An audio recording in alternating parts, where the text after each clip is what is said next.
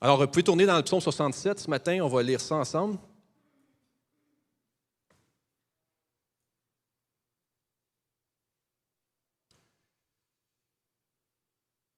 Psaume 67, au chef des chantres avec instrument à cordes, psaume, qu'on assume étant de David, cantique. Que Dieu ait pitié de nous et qu'il nous bénisse, qu'il fasse luire sur nous sa face,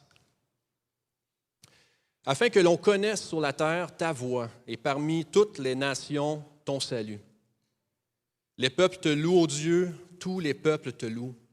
Les nations se réjouissent et sont dans l'allégresse. Car tu juges les peuples avec droiture et tu conduis les nations sur la terre. Les peuples te louent, ô Dieu, tous les peuples te louent. Et la terre donne ses produits. Dieu, notre Dieu, nous bénit. Dieu nous bénit et toutes les extrémités de la terre le craignent. Alors, Seigneur, on est devant toi ce matin, que ta parole vienne déloger le mensonge dans nos vies. Je te demande au nom de Jésus, par ton esprit qui est actif dans nos vies. Amen. Alors, je vous invite ces temps-ci, en fait, c'est une pratique à avoir tout le temps, mais particulièrement en ce début d'année, de chercher le filon. De chercher le filon de Dieu au travers les prédications, à travers vos lectures, à travers vos temps de prière, à travers vos discussions les uns avec les autres. De chercher le filon de Dieu. Parce que les choses, les messages qu'on entend, les lectures, les discussions qui se produisent entre nous ne sont pas le fruit du hasard. Dieu est à l'œuvre, Dieu est maître, Dieu orchestre ce qui se passe dans son Église, dans l'Église locale, ici à Fabreville. Alors, je vous invite vraiment à chercher ce filon, à être dans cette attente et vraiment réaliser que Dieu ne fait pas les choses au hasard. Dieu ne fait pas les choses au hasard. Et l'année 2024 ne sera pas laissée au hasard. Ce n'est pas le hasard qui va définir notre année, mais Dieu la tient dans nos mains. Dieu a un plan pour nous comme individus et Dieu a un plan pour nous comme Église locale. Donc, c'est vraiment important de réaliser qu'on a un maître et que ce maître n'est pas distant, qu'il est concerné par vous et moi personnellement, mais aussi à l'œuvre et qu'il donne une direction à cette Église. L'Église, la Bible parle de Fabreville. Donc, cherchons ce filon-là. Et pour ce qui est de la prière, on annonce un mois de prière en février. Quelques commentaires comme ça avant de débuter le message sur le texte. Prévoyons un lieu. Donc, on a fixé ce rendez-vous comme Église au mois de février. Mais comme habitude de vie, chacun chez nous, prévoyons un lieu dans la journée et un moment où on s'arrête pour prier. Pasteur Emmanuel nous a parlé que le chrétien va prier sans cesse. La bonne nouvelle, c'est que Dieu est à l'écoute, Dieu est là présent, comme on l'a chanté tantôt. Et donc, on peut le prier sans cesse, à tout moment, au travers de nos activités. Mais prévoyez aussi un temps, un rendez-vous avec le Seigneur, le matin, le midi, le soir, peu importe. Pas obligé que ce soit 5 fois par jour. Okay? Donc, à tout moment, on peut se prévoir de mettre à notre horaire ce temps où on s'arrête, que ce soit 2 minutes, 5 minutes, 45 minutes. Parce que la vie va vite. Et je me le dis à moi personnellement. La vie va tellement vite. On est bousculé par les événements. Alors, si on n'a pas prévu d'avance qu'on s'arrêtait, la journée est déjà passée. Et puis, ça y est, on est prêt pour une suivante, puis une suivante, puis une suivante. Donc, on a besoin de prévoir ça. On a besoin de prévoir ce moment, ce lieu. Et la prière amène la prière. Aujourd'hui, vous savez, c'est central dans la vie du croyant, dans la vie de l'Église, et pourtant, c'est peut-être ce que font le moins les croyants. Et encore une fois, je me parle à moi-même. Mais la prière, la bonne nouvelle, ne vous découragez pas ce matin, la bonne nouvelle, c'est que la prière engendre la prière. Le fait de prier un peu amène et nourrit notre vie de prière. Et notre prière doit être nourrie. Et ce matin, pourquoi je propose le psaume 67, c'est que nos prières doivent être dirigées, doivent être orientées. D'où l'importance de prier la parole. Parce qu'on a cette tendance naturelle d'avoir des vies centrées sur nous. Et donc, nos prières vont être continuellement orientées vers nous. Est-ce que je vais faire connaître mes besoins au Seigneur? Oui. Mais le livre des psaumes est un incontournable pour que notre vie de prière soit orientée et pour que nos horizons s'élargissent. Sinon, on se contente d'une vie centrée sur nous-mêmes. Et nos vies de prière vont être orientées vers nous-mêmes. Mais le Seigneur se plaît à répondre. Il se plaît à répondre, à combler nos besoins. Et vous allez voir pourquoi. Mais c'est parce que Dieu veut me bénir. Oui, mais on va voir. On va voir ce que le psaume 67 va nous dire ce matin.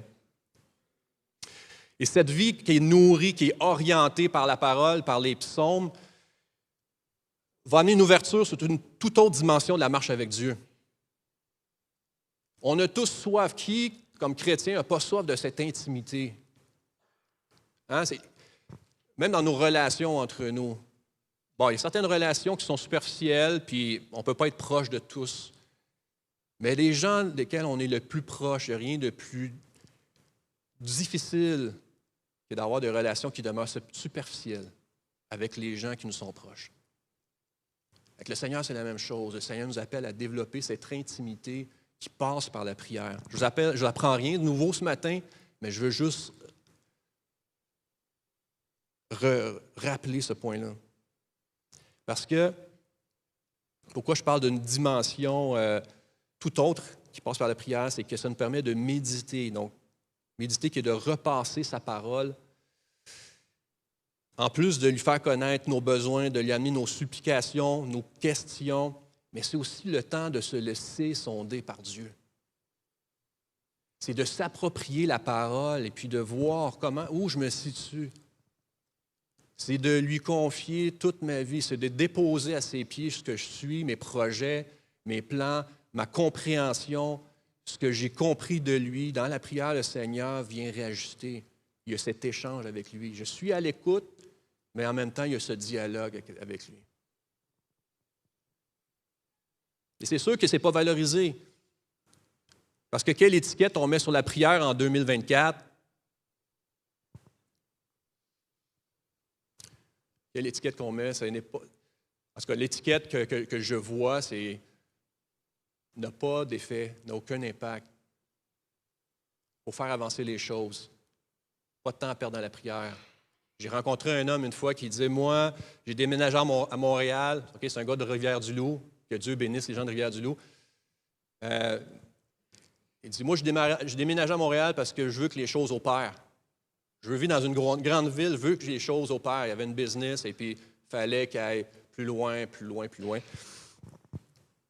Donc, on a un peu je parlais tantôt de mensonge. On a un peu ce mensonge qui colle à nous. On veut que les choses opèrent et on voit un peu la prière des fois comme un obstacle.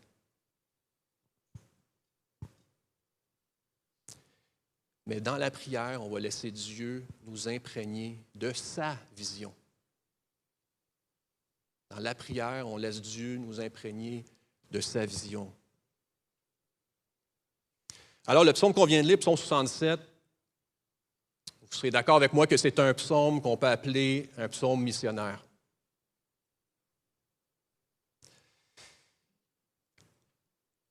Pourquoi est-ce que je dis que c'est un psaume missionnaire?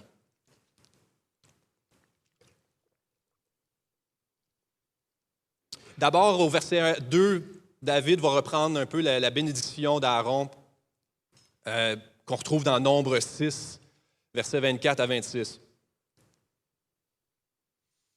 Que l'Éternel te bénisse et qu'il te garde. Que l'Éternel fasse luire sa face sur toi et qu'il t'accorde sa grâce. Que l'Éternel tourne sa face vers toi et qu'il te donne la paix. Alors, cette fameuse bénédiction, de quoi il s'agit?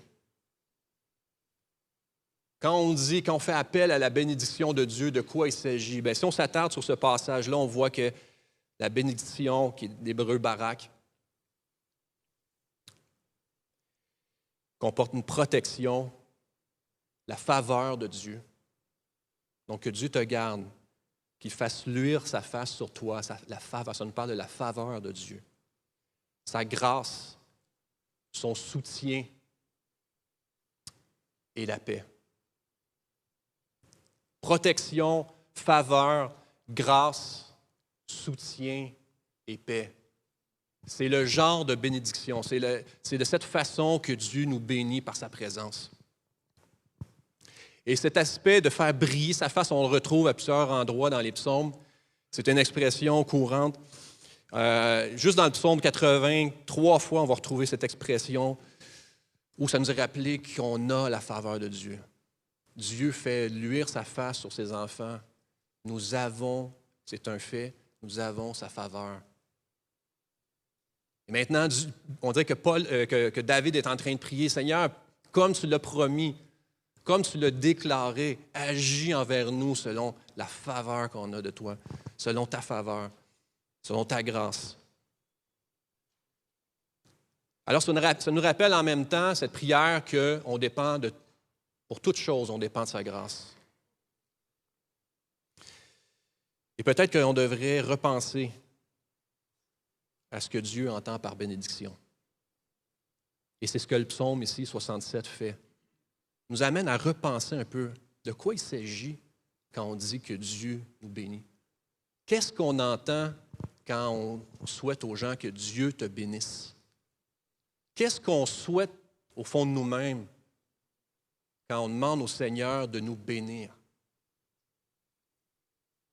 Le psaume 67 va nous amener à repenser et à revoir qu'est-ce que Dieu entend et de voir que sa bénédiction est beaucoup plus large que ce que nous, on entend et que ce que nous, on a saisi et de ce que sont nos attentes. Beaucoup plus large. Alors, et si David n'avait pas été inspiré par l'Esprit de Dieu, je vous garantis qu'il se serait arrêté au verset 2. « Seigneur, aie pitié de nous, bénis-nous, fais luire sur nous ta face. » Et s'il n'avait pas été inspiré, il se serait arrêté là. Une prière centrée sur lui-même, une prière centrée sur nous-mêmes. « Seigneur, aie pitié de nous, bénis-nous. » Mais la bénédiction n'est pas faite pour être accumulée, comme les talents ne sont pas faits pour être cachés et enterrés. Parce que naturellement, j'ai ce profond sentiment que je suis au centre de l'univers et que je mérite d'être béni. Et comment on peut en sortir de ça? Ça ne s'invente pas. C'est le Seigneur qui le produit au milieu de nous. C'est le Seigneur qui produit cette délivrance. Mais ici, David, au lieu de s'arrêter au verset 2, il va poursuivre. Puis de manière prophétique, il va plus loin que la bénédiction immédiate. Au-delà de son cercle immédiat. Il contemple l'œuvre de Dieu à travers sa vie, à travers son peuple, à travers l'histoire de la rédemption, l'histoire du peuple d'Israël. Il est en train de voir plus loin, il est en train d'observer ce que Dieu... Tantôt, je vous parlais de suivre le filon. David s'arrête et est en train de suivre le filon de Dieu. Et réalise que, wow, la bénédiction dont je jouis aujourd'hui, la faveur dont je jouis, va beaucoup plus loin que mon cercle immédiat. Ça me dépasse. Et le Seigneur m'invite à ça. Le Seigneur m'invite à ça. Et il est en train de réaliser l'impact que ça a sur sa vie actuelle, mais sur les siècles à venir et l'éternité à venir. Et cette prière, il l'a fait en étant enraciné dans une promesse qui a été faite. Ce n'est pas une prière qui est comme flottante, comme ça, qui arrive de nulle part, mais c'est une prière qui est ancrée dans une promesse qui a été faite, qu'on trouve dans Genèse 12, verset 2. Promesse faite à Abraham. David sait que Dieu accomplit les promesses qu'il a faites. David a cette conviction que l'œuvre que Dieu est en train de faire le dépasse et qu'il va accomplir ce qu'il a promis. Genèse 12, 2. « Je ferai de toi une grande nation et je te bénirai. Je rendrai à ton nom grand et tu seras une source de bénédiction. » Tu seras une source de bénédiction. « Je bénirai ceux qui te béniront et je maudirai ceux qui te maudiront. Et toutes les familles de la terre seront bénies en toi. » Bénis-moi, Seigneur. Et Dieu lui répond, je vais te bénir, mais je vais faire de cette bénédiction, je vais faire de toi une source de bénédiction. Béni pour bénir. Béni pour devenir source de bénédiction. C'est ce que Dieu a promis à Abraham. Et c'est ce que David est en train de se rappeler en le priant et en chantant. C'est un chant cantique avec instrument à cordes. Vous pouvez le chanter à la maison, vous pouvez le prier. Et je vous suggère fortement de prier ce psaume 67. Alors David est en train de réaliser, OK, wow, Dieu fait une chose qui me dépasse totalement. Et j'en suis participant. Dieu m'appelle à être béni, mais beaucoup plus que ça. Il m'appelle à être une source de bénédiction. Bénis-moi, Seigneur. Ou même quand vous priez pour les autres, Seigneur, bénis-le, bénis-la. Le Seigneur dit, oui, mais je vais faire encore plus que ça. Je vais la relever, je vais la bénir afin qu'elle soit source de bénédiction. C'est ce que Dieu fait. C'est dans sa nature et c'est ce qu'il est. C'est dans sa bonté, Dieu désire vous bénir, mais il va encore plus loin.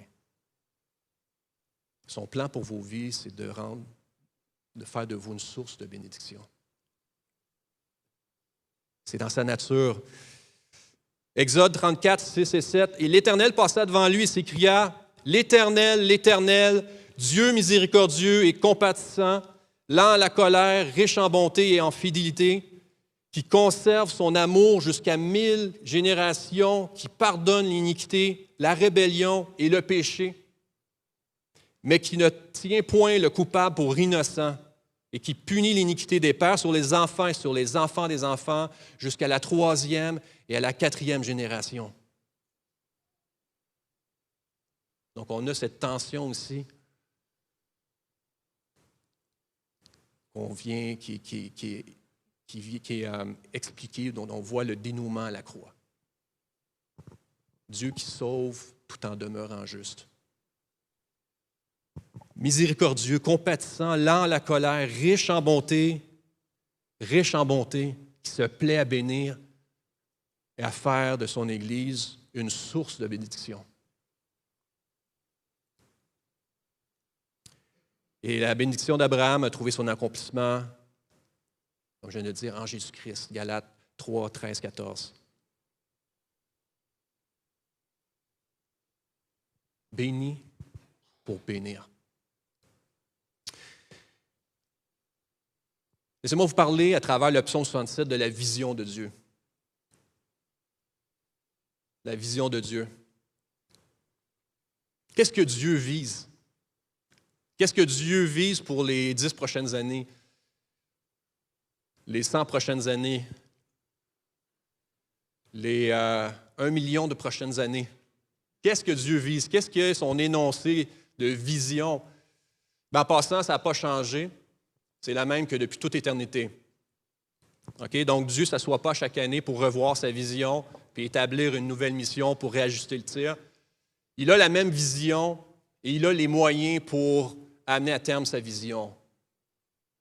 Il a les moyens pour amener à terme sa vision. Elle ne change pas, c'est la même. À travers le psaume 67, on voit que Dieu vise à être connu, à être loué, à être source de joie et à être craint. Donc, c'est 4 choses qu'on trouve dans le psaume 67. On découvre qu'est-ce que Dieu vise et comment Dieu nous entraîne dans une mission qui va dans ce même sens-là. Quand on parle de glorifier Dieu, on parle de le faire connaître, d'amener à être loué, de faire découvrir comment il est seule source de joie, une joie complète, une joie parfaite, et comment il est digne d'être craint, d'être révéré, d'être admiré. Et à travers son peuple, Comme il l'a fait à travers Israël et aujourd'hui à travers l'Église, il fait connaître à toutes les nations comment il est glorieux. Alors cette bénédiction dont un sujet va s'étendre, va être étendue jusqu'aux extrémités de la terre.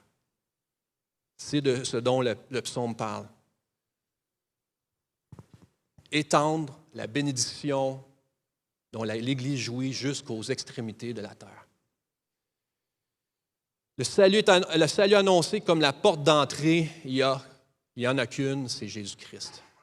C'est pourquoi nous proclamons Jésus-Christ. Si vous nous entendez ce matin sur Internet, vous êtes curieux ou vous êtes venu écouter ce qui se passe dans les églises évangéliques en 2024 au Québec, sachez une chose, c'est que Jésus-Christ est le seul chemin qui conduit au Père et qui est le seul chemin qui permet d'être réconcilié au Père dont on vient de décrire ici dans le livre d'Exode. Il n'y a aucune religion, aucune philosophie, pas même les dénominations chrétiennes, Jésus-Christ seul, en chair et en os, qui en passant est assis auprès du Père comme homme, étant ressuscité. Alors c'est le message qu'on a pour vous comme Église. Et comme Église, on est comme une ambassade. On est comme une ambassade qui envoie des délégations de diplomates jusqu'aux confins du monde. Alors, c'est notre mission. On envoie des délégations lancer cette invitation. Venez vous réfugier chez nous. Votre patrie est en voie de destruction. Votre gouvernement vous conduit tout droit à la destruction. Et là, je ne parle pas du gouvernement politique, quoique on pourrait en parler longtemps.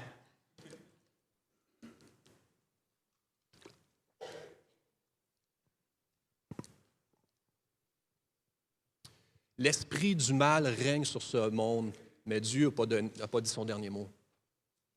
Il se sert de son Église pour aller rejoindre et faire connaître combien il est grand, combien il est glorieux, comment il est digne de louange. Car la terre sera remplie de la connaissance de l'Éternel, Ésaïe 11, 9. La terre entière sera remplie de la connaissance de l'Éternel. C'est notre mission, c'est notre raison d'être. À ce temps-ci, la grande histoire de la rédemption, c'est notre raison d'être, comme croyants, comme Église. Paul va dire ceci dans Romains 15, versets 8 à 12. « Je dis en effet que Christ a été serviteur des circoncis pour prouver la véracité de Dieu, en confirmant les promesses faites au Père. Tandis que les païens glorifient Dieu à cause de sa miséricorde, selon qu'il est écrit, « C'est pourquoi je te louerai parmi les nations et je chanterai à la gloire de ton nom. » Il est dit encore, « Nations, réjouissez-vous avec son peuple. » Et encore, « Louez le Seigneur, vous toutes les nations. Célébrez-le, vous tous les peuples. » Ésaïe dit aussi, « Il sortira d'Ésaïe un rejeton qui se lèvera pour régner sur les nations. » Dieu n'a pas dit son dernier mot. Il règne. Et un jour, ça sera terriblement évident pour certains, mais un jour de fête pour d'autres, quand ça va être pleinement manifesté. Les nations espéreront en lui. C'est notre raison d'être, c'est notre mission. Et j'ouvre une parenthèse pour ceux qui connaissent l'organisme Joshua Project, qui recense et qui tienne des statistiques à jour sur l'avancement de la mission de l'Église et le nombre de peuples qui sont peu ou très peu ou presque pas rejoints. Parce que Joshua Project nous indique que 1% de tous les efforts missionnaires de l'Église sont pour ces nations les moins rejointes. Vous connaissez la fameuse fenêtre 10-40? Alors, donc, il y a environ 7000 peuples. 7000 peuples qui sont considérés comme étant pas rejoints par l'Évangile pour toutes sortes de raisons. Il faut aller sur l'Internet, Joshua Project, il vous donne tous ces peuples qui sont peu ou pas rejoints. Et en même temps, c'est une façon d'être concerné par le fardeau que Dieu a sur son cœur. de pousser son Église jusqu'aux confins du monde pour proclamer cette bonne nouvelle. 3 milliards, équivalent de 3 milliards de personnes dans le monde.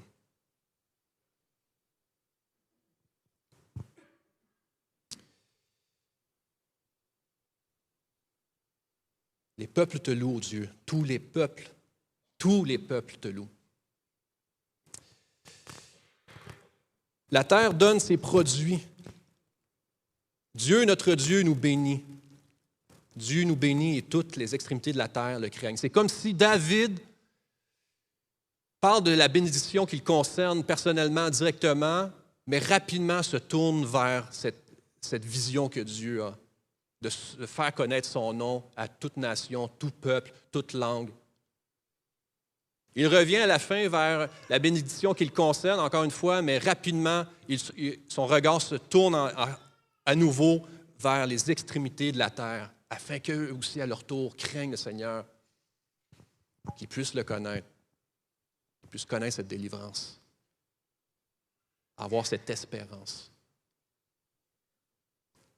Vous savez, une des idoles la plus présente en Occident aujourd'hui, on peut dire, bon, on pourrait nommer un paquet de choses, mais le confort. Je vois le confort comme étant une idole. Et je réfléchissais à ça ce matin. Et je me disais, vous savez quoi? Pourquoi le confort? Pourquoi on est si attaché à notre confort? C'est qu'on croit avoir trouvé un trésor. La parole nous dit que là où est ton trésor, là aussi sera ton cœur. Maintenant, notre prière devant Dieu, parce qu'on travaille souvent au niveau des symptômes, hein? Mais Dieu travaille, lui, au niveau des racines. Et notre prière, c'est qu'il nous fasse voir pourquoi est-ce que j'ai un trésor dans mon confort? Pourquoi est-ce que j'ai un trésor qui me semble si précieux dans ma petite vie?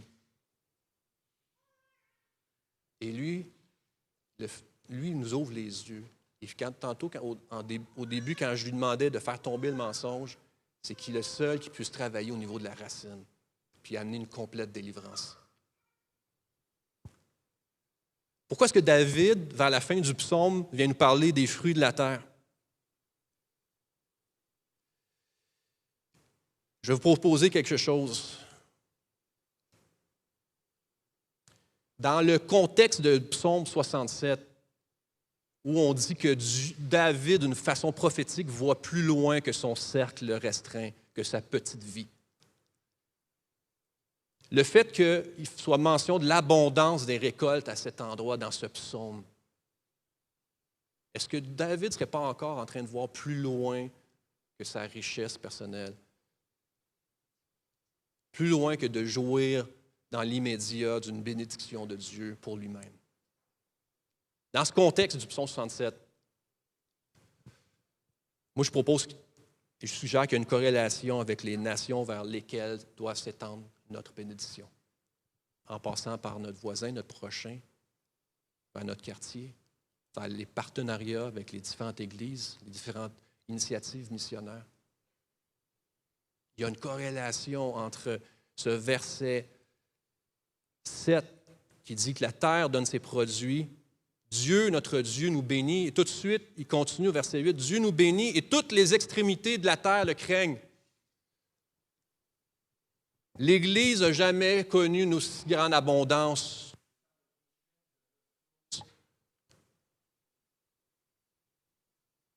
Et le Seigneur nous enseigne une chose, c'est qu'il y a plus de joie à donner qu'à recevoir. Hein, on y croit, mais en même temps, on dirait qu'on est parti dans l'autre direction. Rappelez-vous que le Seigneur a des ressources infinies à sa disposition. Arrêtons d'agir comme des orphelins. Rappelons-nous à qui on appartient et quelles ressources sont à la disposition de notre Dieu, de notre Père, qui nous envoie comme Église, qui nous appelle à lui faire confiance, à découvrir la richesse de donner et de voir notre bénédiction s'étendre aux autres jusqu'aux extrémités de la terre. Et ça me fait penser à Jésus qui nous a appris à prier, qui a appris à ses disciples à prier, qui vers la fin va dire, Seigneur, donne-nous notre pain quotidien, notre pain de ce jour. Et au tout début, la prière commence en disant que ton nom soit sanctifié, que ton règne vienne. Alors Seigneur, donne-moi mon pain quotidien afin que je me donne tout entier à chercher d'abord ton royaume,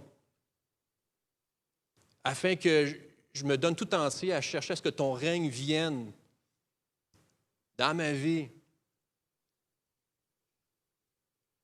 Donne-moi mon pain quotidien, comme dans le psaume 73, je crois.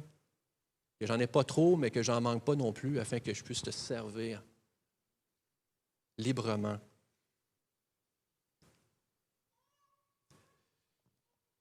Ça fait penser au chant qui dit « Ma vie t'appartient ». Ma vie est comme un flambeau. On parlait dernièrement que l'Église est comme une ville sur une montagne, sur une colline qui éclaire les nations. Et attention au statu quo et attention à ne pas idolâtrer le confort. Acte 20, 24. Je vais bientôt terminer. Et en passant, si on peut avoir un dernier chant vers la fin, et après le chant, je vous demanderai de rester assis. J'aurai un petit mot à vous dire hors ligne. Une fois qu'on aura dit au revoir à nos amis sur Internet, nos amis virtuels. Non, ils sont bien réels. C'est juste que, en passant, vous êtes toujours les bienvenus dimanche 10h30 à 18e Avenue à Fabreville. Acte 20, 24. « Mais je ne fais pour moi-même aucun cas de ma vie comme si elle m'était précieuse. Pourvu que j'accomplisse ma course avec joie. » Pourvu que j'accomplisse ma course avec joie et le ministère que j'ai reçu du Seigneur Jésus, d'annoncer la bonne nouvelle de la grâce de Dieu. Alors oui, Paul était apôtre. Oui, Paul avait un appel particulier, un appel unique. Mais c'est le mandat de l'Église. Et si on se réunit, si on s'assemble autour de la parole de Dieu, c'est parce qu'on croit que l'Esprit Saint nous nourrit, puis il nous rappelle la joie qu'on a en lui.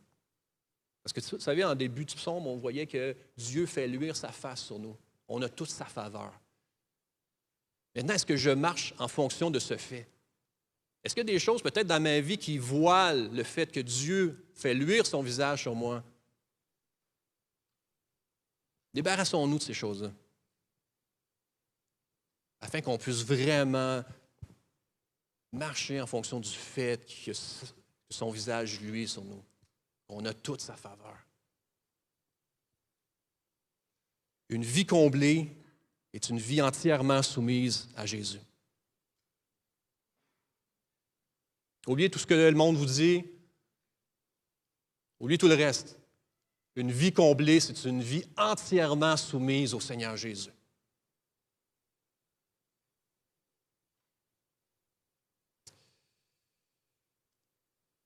Alors, qu'est-ce que doit être notre orientation comme Église? L'orientation qu'on va prendre comme Église face au psaume 67. Comment est-ce que je me place? Quelle va être ma posture? Quelle va être notre posture comme Église locale? Et vous avez remarqué, je reviens souvent, on dirait que je suis porté de moins en moins à parler de moi, de vous, mais de nous comme Église. On forme une communauté. J'ai réalisé ça dernièrement.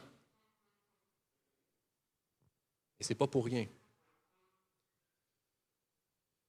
Est-ce qu'on va être une Église qui prend soin de ses membres ou une Église missionnaire? Voyez-vous une contradiction entre les deux? Non, il n'y en a pas. Pourtant, des fois, on a l'impression qu'on doit prendre une certaine direction ou bien on doit prendre une autre direction. Entre ces deux options, ces deux choix, prendre soin des gens de l'Église ou être une Église qui sort, qui va prendre soin des gens de l'extérieur, qui cherche à proclamer la bonne nouvelle, à implanter de nouvelles églises, à envoyer des missionnaires. Est-ce qu'il y a une contradiction entre les deux? Non. Et je vous suggère une autre chose, c'est qu'il y a même un effet thérapeutique dans le fait de sortir. Vous allez trouver la guérison en embrassant la mission que le Seigneur nous a confiée. Je m'adresse à ceux qui ne se sentent pas capables. À certains moments, on se sent tous incapables. Là. C'est une bonne nouvelle, ça nous garde humbles. Mais certains qui traversent en ce moment des temps plus difficiles, que ce soit au niveau santé, financier, moral, dépression. Et puis, je veux pas... Il y a des réels problèmes qui doivent être adressés par des experts.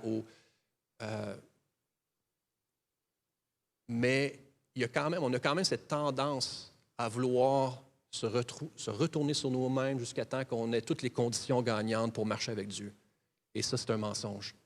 Il y a réellement un effet thérapeutique à marcher avec toute la pauvreté que je sens en moi, tout le pas de moyens que je sens en moi. Il y a un effet thérapeutique à répondre à l'appel de Dieu parce qu'on n'est pas seul, on est ensemble. On n'est pas en train d'épater la galerie avec nos dons, avec nos talents, avec nos capacités. Non, on est une famille et on se tient, on se soutient les uns les autres.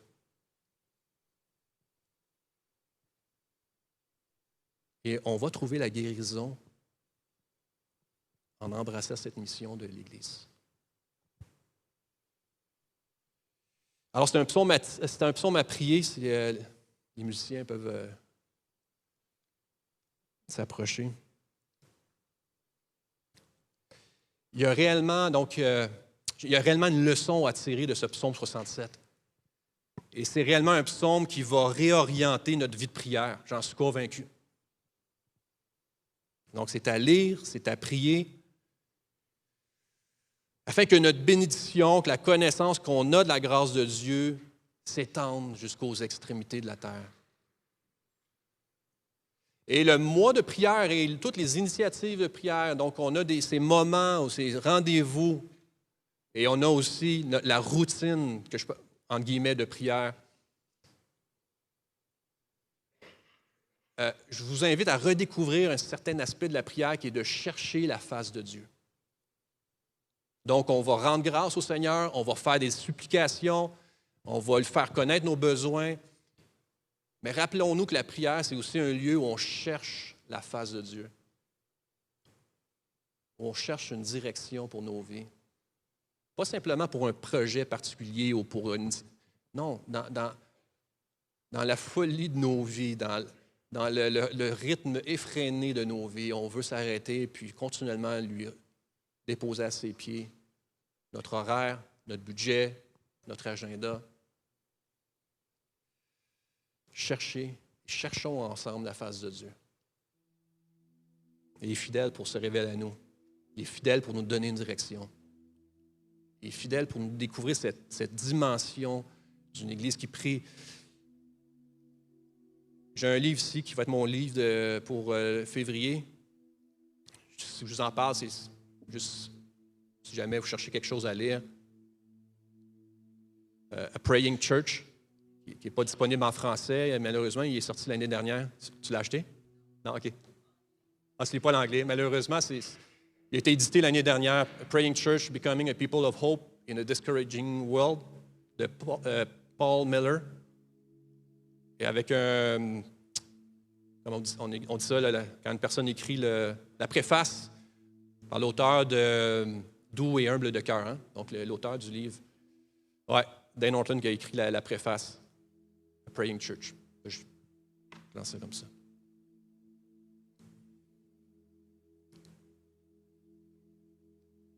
Alors, Seigneur, on est devant toi ce matin réunis.